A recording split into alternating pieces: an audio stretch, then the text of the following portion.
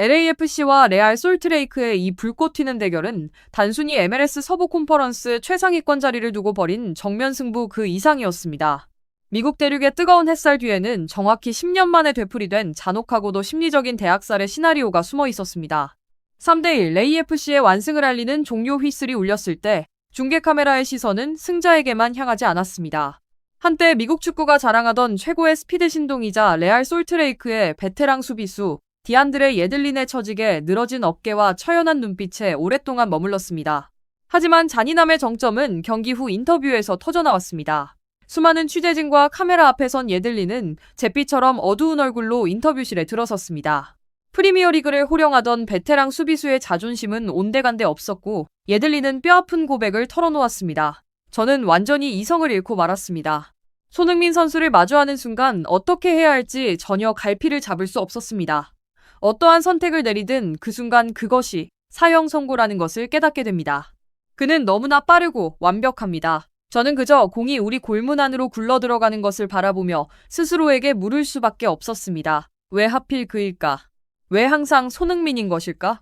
얼마나 잔인한 고백입니까? 산전수전 다 겪은 베테랑 수비수의 정신이 완전히 무너져 내린 순간이었습니다. 후반 68분, 손흥민의 예리한 크로스를 막아내려던 예들린의 처절한 몸부림은 결국 자신의 골문 안으로 공을 집어넣는 자책골로 이어졌습니다.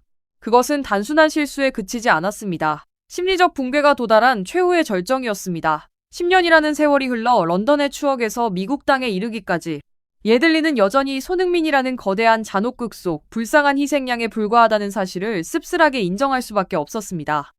해외 언론이 왜 이번 경기를 가리켜 10년 동안 이어진 악몽이라 부르는지 이해하려면 먼저 거짓말을 하지 않는 기록을 살펴보아야 합니다.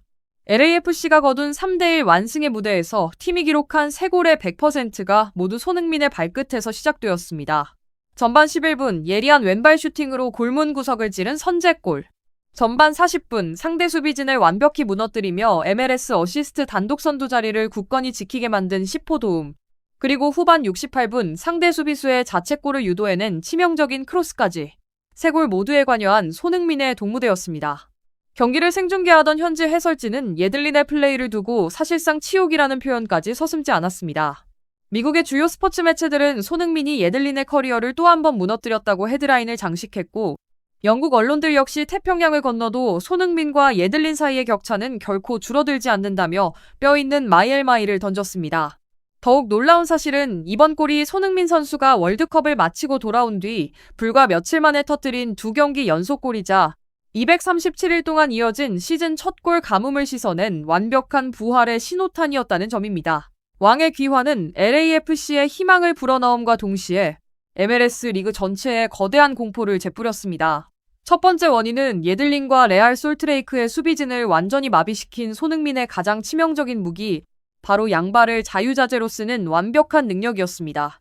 전반 11분 선제골 장면에서 손흥민이 공을 잡고 페널티 아크 부근으로 빠르게 전진하자 예들린을 비롯한 수비진은 치명적인 판단 미스를 저질렀습니다. 손흥민이 오른발잡이라는 점을 의식해 오른쪽으로 공을 접어 슈팅할 것을 대비하며 안쪽 공간을 닫고 뒤로 물러섰습니다. 이론적으로는 매우 합리적인 수비 방식이었습니다.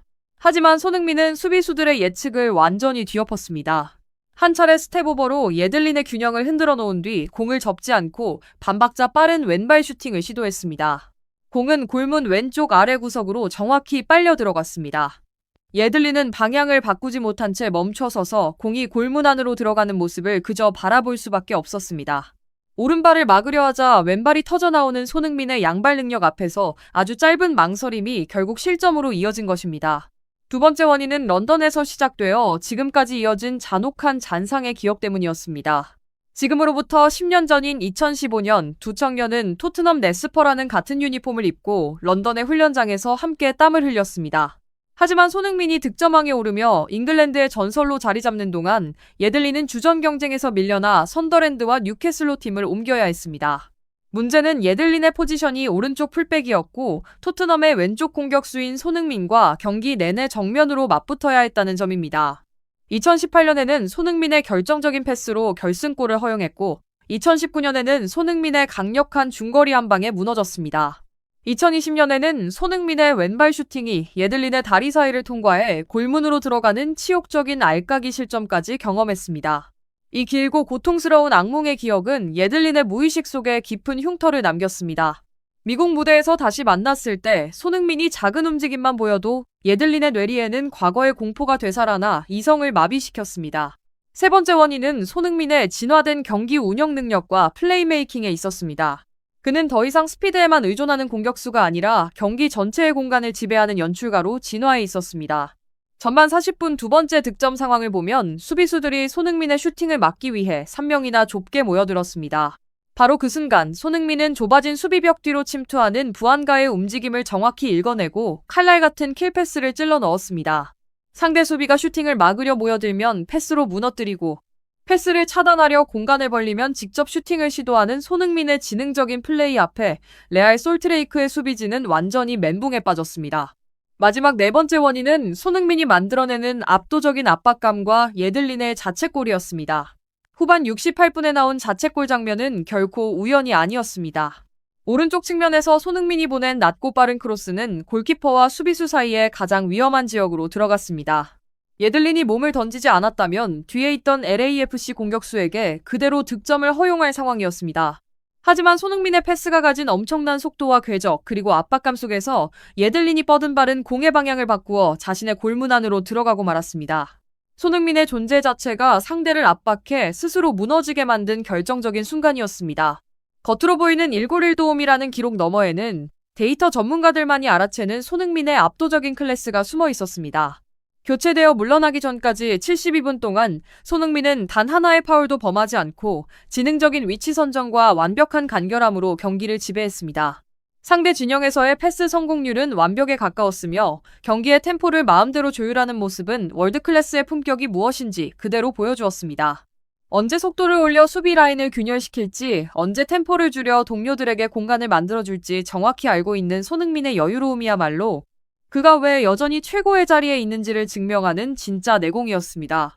경기가 끝난 후 인터넷과 SNS는 이번 맞대결 이야기로 뜨겁게 달아올랐습니다.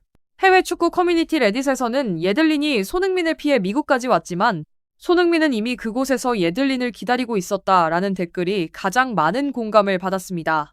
트위터의 한 팬은 예들린은 손흥민이 나올 때마다 TV를 꺼버려야 할지도 모른다. 이것이야말로 축구 역사상 가장 잔혹한 천적 관계다라며 혀를 찼습니다. 유명 축구 해설가들 역시 손흥민이 MLS에서 뛰는 모습은 마치 성인 선수가 아이들 사이에서 뛰는 것처럼 차원이 다르다라며 극찬을 아끼지 않았습니다. 레알 솔트레이크의 팬들조차 우리는 팀에게 진 것이 아니라 손흥민이라는 개인에게 완전히 패배했다라며 인정할 수밖에 없었습니다. 10년의 세월을 넘어 미국 땅에서 다시 펼쳐진 손흥민과 예들린의 운명적인 맞대결. 그것은 스포츠의 잔혹함과 동시에 위대한 선수가 가진 클래스는 세월이 흘러도 결코 녹슬지 않는다는 사실을 다시 한번 일깨워준 한편의 드라마였습니다.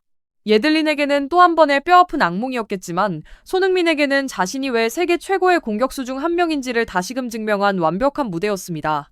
그는 미국 무대에 그저 쉬러 온 것이 아니라 여전히 역사를 쓰고 전설을 만들어가고 있습니다.